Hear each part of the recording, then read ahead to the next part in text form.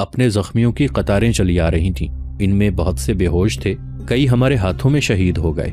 میں ہر ایک زخمی کو دیکھتی تھی، بعض کے چہرے خون میں ڈوبے ہوئے تھے، میں ان کے چہرے دھو کر انہیں دیکھتی تھی۔ میں ہر اس زخمی سے جو ہوش میں تھا پوچھتی تھی کہ قاسم بن عمر کو تم نے کہیں دیکھا ہے؟ 3 نے مجھے ایک ہی جیسا جواب دیا کہ قاسم کا جیش جس طرف گیا تھا وہاں سے شاید ہی کوئی زندہ واپس آیا ہو۔ سورج غروب ہونے کے بعد تمہارے جیش کا ایک زخمی سپاہی مل گیا، اس نے مجھے بتایا کہ قاسم بن عمر اگر ابھی تک نہیں آیا تو وہ مر چکا ہوگا۔ اس نے بتایا کہ تم اس کے سامنے زخمی ہوئے تھے۔ اس نے یہ بھی کہا کہ میں اپنے جیش شاید ایک ہی آدمی زندہ بچا ہوں۔ تمہارے متعلق اس نے کہا کہ قاسم بن عمر ہمارا کماندار تھا، صاف دکھائی دے رہا تھا کہ ہندوستانی ہمیں بھگا کر ہی دم لیں گے۔ جب آخری حملے کا حکم ملا تو ہمارے جیش کو دشمن پر اس جگہ حملہ کرنے کو بھیجا گیا جہاں بھیرا کے راجا کا جھنڈا تھا۔ سپہ سالار ابو عبداللہ نے اسے کہا تھا کہ قاسم ہندوؤں کا جھنڈا گرا دو تو جو انعام مانگو گے دوں گا۔ سپہ سالار نے ہمیں خدا حافظ کہا تھا۔ تمہارے جیش کے اس آدمی نے بتایا کہ قاسم پاگل ہو گیا تھا، اسی نے ہمیں حکم دیا تھا کہ راجا کا جھنڈا گرے گا یا ہم گریں گے۔ ہم ہندوؤں کے دل میں اتر گئے، جھنڈا گرا لیا، مگر ہم میں سے کوئی ایک بھی اپنے گھوڑے کی پیٹھ پر نہ رہ سکا اور کوئی اپنے پاؤں پر کھڑا ہونے کے قابل بھی نہ رہا۔ راجا نکل گیا، ہندوؤں پر یہ ضرب کاری لگی کہ ان کے پاؤں اکھڑ گئے۔ اس نے بتایا تھا کہ قاسم اگر یہاں نہیں لایا گیا تو وہ زندہ نہیں ہوگا۔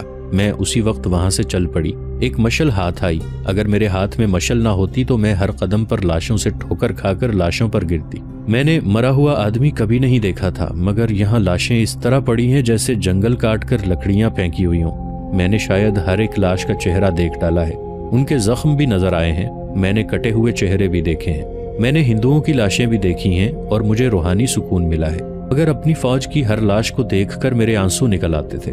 میں نے کراہتے ہوئے زخمی بھی دیکھے ہیں۔ میں تمہیں ڈھونڈ رہی تھی، رات گزرتی جا رہی تھی، زخمیوں کو اٹھا اٹھا کر لے جا رہے تھے۔ پھر میں نے تمہیں پکارنا شروع کر دیا۔ زخمیوں کو اٹھانے والوں نے مجھے کہا کہ یہاں تمہیں قاسم نہیں ملے گا، مگر میں وہاں تک چلی گئی جہاں لاشوں کا یہ سمندر ختم ہو جاتا ہے۔ میرے اندر تمہاری ماں کی روح اتر آئی تھی۔ تم یہاں نہ ملتے تو میں رات یہیں گزار دیتی اور دن کی روشنی میں تمہیں تلاش کرتی۔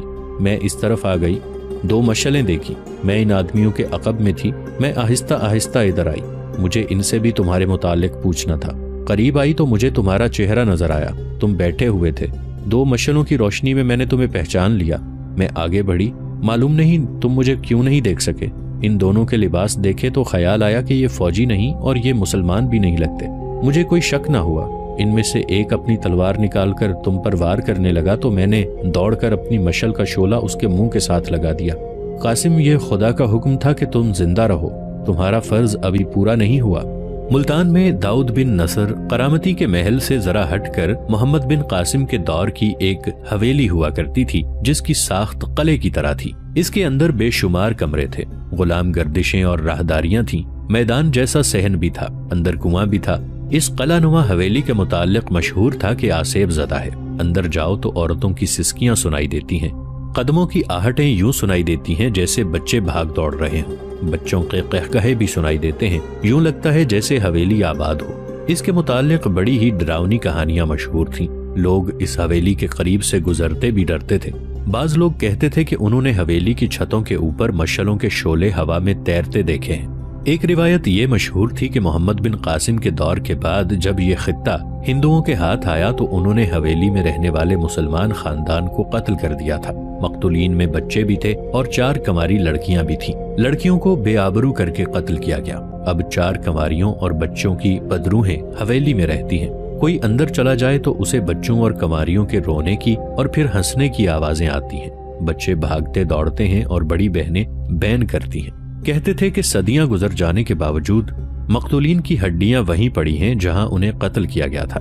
جن دنوں سلطان محمود غزنوی نے بھیرا فتح کیا اور وہ اپنی فوج کی کمی پورا کرنے میں مصروف تھا، ملتان کی آسیب زدہ حویلی میں راتوں کو میلے کا سما ہوتا تھا۔ ملتان کا حاکم داؤد بن نصر کرامتی تھا۔ اس فرقے کے متعلق تفصیل سے ہم بتا چکے ہیں کہ یہ لوگ اپنے آپ کو مسلمان کہلاتے تھے، مگر ان کا عقیدہ یہ تھا کہ شراب، بدکاری اور بے حیائی جائز ہے، جی میں جو آئے کرو، یہی اسلام ہے۔ ان کا پیر و مرشد داؤد بن نصر تھا جو ملتان کا حاکم یعنی والی بھی تھا۔ آسیب زدہ حویلی میں میلے کا اہتمام اسی نے کرایا تھا۔ اس کی طرف سے شہر اور گرد و نواح کے دیہات میں اعلان ہوا تھا، داؤد بن نصر حاکم ملتان ولی اللہ کرامتی نے ان بدروحوں اور جنات کو حاضر کر لیا ہے جو اجڑی ہوئی حویلی میں رہتے ہیں۔ یہ جنات ہر رات ایک آدمی یا جانور کا خون پیتے ہیں۔ داؤد بن نصر نے مخلوق خدا کے سکون اور امان کی خاطر اپنی جان خطرے میں ڈال کر بدروحوں اور جنات کو اپنے تابع کر لیا ہے۔ رات کو لوگ آ کر انہیں قیدی حالت میں دیکھ سکتے ہیں۔ لوگ شام کے بعد حویلی میں جاتے تھے۔ منڈیروں پر چراغاں ہوتی تھی۔ کمروں اور راہداریوں میں اس قدر خوشبو چھوڑ دی گئی تھی کہ جو اندر جاتا وہ باہر کی دنیا کو بھول جاتا تھا۔ کمروں کو صاف نہیں کیا گیا تھا۔ ان کی چھتوں سے لٹکتے ہوئے جالے جو میلے کچیلے کپڑوں کی صورت اختیار کر گئے تھے اس طرح رہنے دیے گئے تھے۔ فرشوں پر جو کائی اگی ہوئی تھی اسے بھی صاف نہیں کیا گیا تھا۔ حویلی کی حیت جیسے تھی ویسے ہی رہنے دی گئی، اور شام کے بعد لوگ ان کمروں اور برآمدوں میں گھومتے پھرتے اور حویلی کے صحن میں جمع ہو جاتے تھے جہاں ایک چبوترا بنایا گیا تھا۔ اس پر خوشنما قالین بچھے ہوئے تھے اور ایک مسند رکھی تھی جس پر ہیرے جواہرات جڑے ہوئے تھے۔ یہ روشنی میں جھلمل کرتے ستاروں کی طرح چمکتے اور ٹمٹماتے تھے۔ چبوترا برآمدے کے بالکل ساتھ تھا۔ 2-4 دنوں میں ہی شہر اور دیہات میں صرف ایک ہی موضوع رہ گیا جس پر لوگ بات کرتے تھے۔ یہ موضوع تھا 4 کماریوں کی حویلی۔ لوگ حیرت زدہ ہو کر بھی اور اپنے اوپر وجد طاری کر کے بھی داؤد کرامتی کی کرامات کا ذکر کیا کرتے تھے۔ ان سب کو 4 کماریاں جیسے سینکڑوں سال پہلے قتل کیا گیا تھا۔ حویلی کے صحن میں رکھے ہوئے چبوترے پر داؤد بن نصر نے اس طرح دکھائی تھیں کہ وہ جیسے ہوا سے نمودار ہوئیں اور ہوا میں تحلیل ہو گئیں۔ ان لوگوں نے قواریوں کی آوازیں سنی تھیں، بچوں کے قہقہے سنے اور بچوں کو چبوترے پر آتے اور غائب ہوتے دیکھا تھا۔ بعض مسجدوں میں بھی کرامتیوں کی کرامت کا ذکر ہونے لگا، اور پھر ملتان کی ریاست میں یہ تغیر آیا کہ مسجدوں کے امام بھی داؤد کرامتی کا ذکر اپنے واعظ اور خطبے میں کرنے لگے۔ اور پھر یہ انقلاب آیا کہ پنڈتوں نے بھی کہنا شروع کر دیا کہ داؤد بن نصر صرف حاکم یا والی نہیں، اس کے ہاتھ میں تو خدا کی قوت ہے اور وہ جو کچھ کہتا ہے وہ بالکل سچ ہے۔ پنڈتوں نے یہ بھی کہا کہ یہی اسلام ہے جسے مولویوں نے بے معنی پابندیاں عائد کر کے اور نیکی اور بدی کو الگ کر کے بگاڑ دیا ہے۔ ملتان میں ایک اور حویلی تھی۔ یہ ویسی ہی تھی جیسی گلی محلے میں حویلیاں اور مکان ہوا کرتے ہیں۔ یہ آباد تھی۔ اس میں مسلمانوں کا ایک کنبہ رہتا تھا۔ ملتان میں مسلمانوں کی آبادی زیادہ تھی کیونکہ یہ مسلمان ریاست تھی۔ ہندو ریاستوں کے مسلمان بھی ملتان جا کر آباد ہو گئے تھے۔ ان میں زیادہ تر مسلمان غیر کرامتی تھے، یعنی وہ صحیح معنوں میں مسلمان تھے، مگر ملتان کا سرکاری نظم و نسق اور تجارت کرامتیوں کے ہاتھ میں تھی۔ کرامتی اپنے باطل عقیدے کی تبلیغ بھی کرتے رہتے تھے۔ یہ حویلی شہر کے اندر ایک گنجان آباد محلے میں تھی۔ یہ کوئی آسیب زدہ اور پراسرار حویلی نہیں تھی، مگر ایک رات اس کے ایک کمرے میں جو چند ایک آدمی بیٹھے تھے وہ پراسرار طریقے سے راز و نیاز کی باتیں کر رہے تھے۔ ان میں ایک تو وہ درویش تھا جس نے عاصم عمر کے محافظوں کو اپنے ہاں بلایا اور انہیں بتایا تھا کہ تمہارا سالار عاصم عمر جو داؤد بن نصر کے پاس سلطان محمود کا ایلچی بن کر آیا ہے، وہ کرامتیوں کے طلسم میں گرفتار ہو گیا ہے۔ رابعہ کو اسی درویش نے داؤد بن نصر کے محل سے نکالا اور اسے عاصم عمر کے ایک محافظ کے ساتھ پشاور روانہ کیا تھا۔ حکومت کی گدی پر کرامتی بیٹھا ہے۔ درویش معمولی سی حویلی کے کمرے میں بیٹھا بات کر رہا تھا۔ ہم آزادی سے لوگوں کو یہ نہیں بتا سکتے کہ کرامتی فرقے کے لوگوں کا اسلام کے ساتھ کوئی تعلق نہیں۔ اسلام انسانوں کو گناہوں سے بچاتا اور نیکی کی طرف لاتا ہے۔ اسلام کا تعلق روح سے اور کرامتی عقیدہ جسم سے تعلق رکھتا ہے، اس لیے جسمانی عیاشی، شر اور شراب کی کھلی اجازت دیتا ہے، اور یہ اجازت بھی کہ خوبصورت عورت کسی ایک آدمی کی بیوی تو بن سکتی ہے، لیکن وہ اپنے خامند پر اور خامند اس پر پابندی عائد نہیں کر سکتا کہ وہ جس کے ساتھ چاہیں عیش و عشرت کریں اور جسمانی لذت حاصل کریں، کیونکہ خدا نے انسان کو عیش و عشرت کے لیے پیدا کیا ہے۔ آپ دیکھ رہے ہیں کہ اس فرقے کی تعداد بڑھتی جا رہی ہے۔ انسانی فطرت لذت پرستی کی طرف جلدی مائل ہوتی ہے۔ اس کمرے میں بیٹھے ہوئے ایک سفید ریش عالم نے کہا، نیکی میں جسمانی لذت سے دستبردار ہونا پڑتا ہے۔ اصل چیز روح ہے جو نظر نہیں آتی۔ روحانی لذت کو وہی لوگ سمجھ سکتے ہیں جنہوں نے دل میں بنی نوع انسان کی محبت پیدا کر کے اور اللہ کی عبادت کر کے روحانی لذت حاصل کی ہو۔ انسان یہ نہیں سمجھتے کہ روح علیل ہو تو جسم بھی علیل ہو جاتا ہے، اور جب جسم کی ناجائز ضروریات پوری کی جائیں تو روح مرجھا جاتی ہے۔ پھر جسم وقت سے پہلے کمزور اور نحیف ہو کر قبر میں جا دفن ہوتا ہے اور روح خدا کے حضور چلی جاتی ہے۔ ہم سب جانتے ہیں آپ کیا کہہ رہے ہیں، ایک جوان سال آدمی نے کہا۔ آپ اس مسئلے کے متعلق بات کریں جو ہم پر آن پڑا ہے۔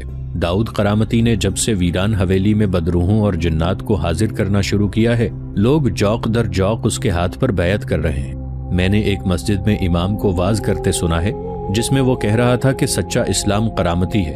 जब एक बातिल अकीदा मस्जिद पर कब्जा कर लेता है तो लोग इसे बातिल नहीं सच्चा समझने लगते हैं। क्या आपने ये भी सुना है कि हिंदुओं के पंडित भी करामती अकीदे को सच्चा इस्लाम कह रहे हैं? एक और ने कहा, मगर कोई हिंदू अपना मजहब छोड़कर करामती नहीं होगा। दरवेश ने कहा, लोगों को हम किस तरह बताएं कि करामती फिरका ईसाइयों का पैदा करता फितना है और हिंदुस्तान में हिंदू राजे महाराजे इसकी पुश्तपनाही कर रहे हैं। कुफार का एक मकसद ये है कि इस्लाम का चेहरा गुनाहों और ऐशो इशरत से गंदा कर दिया जाए, और दूसरा मकसद ये कि मुल्तान की गद्दी को मुसलमान गद्दी कहकर मुसलमानों को धोखा दिया जाए और मुल्तान की फौज इस्तेमाल की जाए। इस्लाम के खिलाफ बहुत बड़ी साजिश तैयार हो रही है। 4 कंवारियों की हवेली ने मुल्तान की आधी मुसलमान आबादी को करामती बना दिया है।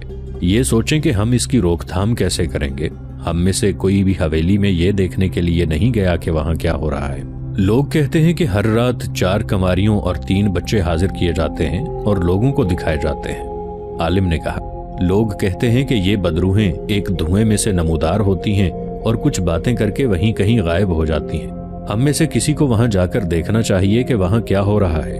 हम इसलिए नहीं जाते कि ये हमारे अकीदे के खिलाफ है। हम आज यहाँ इसलिए जमा हुए हैं। जमात साल आदमी ने कहा, अगर वहाँ कोई फरेबकारी या शोबदाबाजी हो रही है तो हम इस हवेली के करामतियों के पर्दे चाक करेंगे। उसने वहाँ बैठे हुए अपने जैसे जवानों और नौजवानों की तरफ इशारा करके कहा, हम इस्लाम के नाम पर जाने कुर्बान करने के लिए तैयार हैं। हमें वहाँ नकब लगानी पड़ी तो लगाएंगे। आप आलिम और दरवेश हैं, आप किताबों की बात करते हैं। हमें स्याहो सफेद समझा दें, हमारी रहनुमाई करें। अमल हम करेंगे। जिनके जिस्मों में जवानी का खून और सीने में ईमान की हरारत है, गौर से सुनो हमारे बेटो। आलिम ने कहा, सीधी सी बात है कि करामती फिरका कुफार की पैदावार है। उनके मकासद तुम जानते हो। जानने और समझने वाली बात यह है कि मजहब इंसान की कमजोरी बन जाता है। हम मुसलमान मजहब पर मर मिटते हैं। दुश्मन हमारी इस कमजोरी से फायदा उठाकर अपने अज़ाइम की तकमील करने की कोशिश कर रहे हैं। दाऊद हुकूमत की गद्दी का शैदाई है। वो भी मजहब की आड़ और सहारा लेकर अपनी गद्दी को महफूज और मुस्तहकम कर रहा है। हमारी कौम जब भी धोखा खाती है मजहब के नाम पर खाती है। वो खुलफाए राशिदीन इस दुनिया से उठ गए हैं जिन्होंने सही इस्लाम की पाबंदी भी की और कराई भी। अब वो खलीफे आ गए हैं जो मजहब को हरबे और झांसे के तौर पर इस्तेमाल करते हैं, और मजहब के अनपढ़ और पसमानदा जहन शैदाई जज्बात में आकर उनके मुरीद बन जाते हैं। उन्हें बहुत देर बाद एहसास होता है कि वो मुरीद नहीं है, एक हवसकार और इक़्तिदार परस्त हुक्मरान का शिकार बन गए हैं। ऐसे हुक्मरानों के खिलाफ बात करो तो वो कुफ्र का फतवा लगाते और सजा देते हैं। ये साबित हो चुका है कि दाऊद बिन नसर मुसलमान नहीं, और ये भी कि वो इस्लाम की रूह को मार रहा है, और ये भी कि वो हिंदुओं और ईसाइयों का दोस्त है जो इस्लाम के बदतरीन और बहुत खतरनाक दुश्मन है। हम लोग उसके खिलाफ कुछ कह नहीं सकते, कुछ कर नहीं सकते। इसलिए ये जरूरी हो गया है कि हम उसके खिलाफ कोई खुफिया कार्रवाई करें। एक नौजवान ने कहा, आज रात हम सब 4 कंवारियों की हवेली में जाएंगे और देखेंगे कि वहाँ हो क्या रहा है। दरवेश ने कहा, हवेली में उन्होंने जो रौनक देखी उसने उन्हें हैरान कर दिया। लोगों की बेताबी और बेकरारी और ज्यादा हैरानकुन थी। ये वही हवेली थी जिसके करीब से कोई नहीं गुजरता था। लोग कमरों और बरामदों में घूम फिर रहे थे। हर जगह दिए जल रहे थे। दरवेश के साथ 6-7 जवां साल आदमी थे, जिनमें 2 17-18 साल उम्र के नौजवान थे। वो भी लोगों की तरह हवेली के अंदर घूमते फिरते उस जगह तक चले गए जहां तक किसी को जाने की इजाजत नहीं थी। इससे आगे भी हवेली के कमरे थे और इनसे आगे बरामदा, और इसके साथ चबूतरा था जिस पर दाऊद बिन नसर बदरूहों और जिन्नात को हाजिर करता और लोगों को दिखाता था। वहाँ एक आदमी खड़ा था जो लोगों को वहाँ से वापस भेज रहा था। दरवेश और उसके साथी भी वहाँ तक गए। उस आदमी ने उन्हें रोका। दरवेश उससे पूछने लगा कि आगे क्या है। उस आदमी ने कुछ बताने की बजाय गुस्से से दरवेश को वहाँ से वापस चले जाने को कहा। इस दौरान इस आदमी की तवज्जो किसी और तरफ हो गई। वहाँ रोशनी बहुत कम थी। वो आदमी दूसरी तरफ हुआ तो दरवेश नजर बचाकर वहाँ से इस तरह आगे चला गया कि वहीं से राहदारी मुड़ती थी जो अंधेरी थी। वो आदमी वापस हुआ तो उसने सबको पीछे हटा दिया। दरवेश के साथी बाहर आ गए और उस हुजूम में शामिल हो गए जो चबूतरे के सामने जमा था। दरवेश अंधेरी राहदारी में जाते जाते रुक गया। एक कमरे के बंद दरवाजे की दर्जों से रोशनी बाहर आ रही थी। उसने एक दर्ज के साथ आंख लगाकर देखा। कमरा सजा हुआ था। फर्श पर कालीन बिछे हुए थे।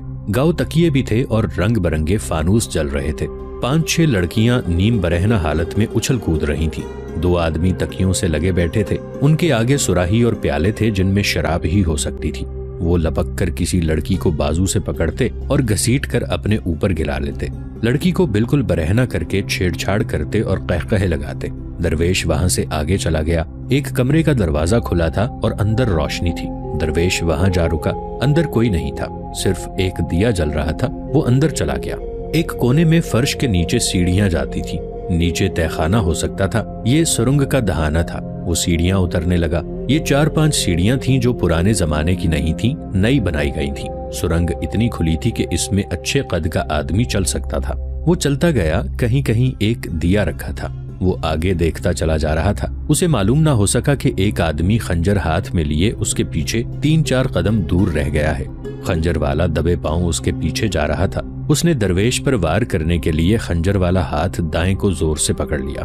दरवेश के पहलू में खंजर घोंपना चाहता था, मगर उसे ख्याल न रहा कि सुरंग इतनी चौड़ी नहीं कि बाजू पूरा घुमा सकता। उसका हाथ सुरंग की दीवार से टकरा गया। आवाज पैदा हुई तो दरवेश तेजी से घूमा। खंजर वाला खंजर पर गिरफ्त मजबूत कर रहा था। दरवेश ने बिजली की फुर्ती से अपनी नाफ से खंजर निकाला और वार किया। उधर वो भी वार कर चुका था। दोनों के खंजरों वाले बाजू टकराए। दरवेश ने उस आदमी के पेट में बायां घोंसा मारा। वो दोहरा हो गया। दरवेश ने नीचे से वार किया और खंजर उस आदमी के दिल में उतार दिया। उस आदमी ने गिरते गिरते किसी को पुकारा। दरवेश वहां से दौड़ पड़ा और सुरंग के दहाने पर आ गया। सीढ़ियां चढ़ आया। दौड़ता हुआ कमरे से निकल रहा था कि 3-4 आदमी तेज दौड़ते आए। उन्होंने मरने वाले की पुकार सुन ली थी। दरवेश उनसे टकरा गया, लेकिन हाजिर दिमाग था। घबराहट के लहजे में बोला, नीचे जाओ, दौड़कर पहुंचो, मैं आता हूँ। वो सब सुरंग की तरफ दौड़ पड़े और दरवेश बाहर निकल गया। उसने खून आलूद खंजर नाफ में उड़स लिया था। बाहर जाकर वो लोगों के हुजूम में शामिल हो गया और सर पर चादर डाल ली। लोगों की नजरें चबूतरे पर लगी हुई थीं, जहां शाहाना मसनद पड़ी थी।